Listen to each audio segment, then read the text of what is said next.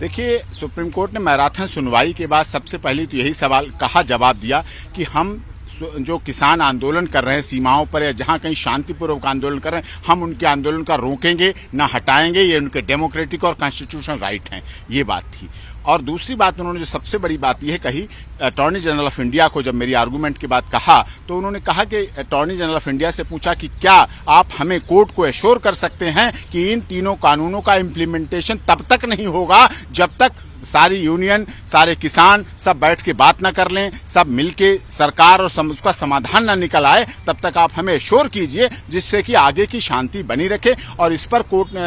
Attorney general of India ने कहा हम इस पर आपको बताएंगे, सरकार से बात करके हम इस पर आगे इन्फॉर्मेशन देंगे। इसीलिए मैंने रहीम कवि का दोहा कोट किया था, बहुत प्रसिद्ध दोहा है कि रहीमन धागा प्रेम का मत तोड़े चटकाए और तोड़े से फिर ना जुड़े, जुड़े गांठ पड़ जाए। क्योंकि ये देश किसानों का है, ये देश कृषि प्रधान है, ये देश मल्टीनेशनल कंपनी प्रधान नहीं है। और इस देश के किसी मल्टीनेशनल कंपनी का बेटा कभी सीमा पर शहीद नहीं होता है। इस देश के किसानों के बेटे सीमा पर शहीद होते हैं और उनके बेटों को शहीद होने के बाद अपने खेत में उसकी समाधि लगाते हैं और उसकी मूर्ति लगाते हैं। इसलिए इस देश के किसानों को मल्टीनेशनल कंपनियों की दया पर नहीं छोड़ा जा सकता और उनके साथ सद्भावनापूर्वक, जैसे आज सुप्रीम कोर्ट ने सद्भावनापूर्वक बात की, हमारी बात को सुना, पूरी तरह से घंटों हमारी बात को सुना और उस पर विचार करने के बाद ही मांगा। हमारे लिए रिलीफ है ये कि कोर्ट ने कहा कि आप इस पर दीजिए कि आप इम्प्लीमेंटेशन नहीं करेंगे, स्टे करें हम इस बात को।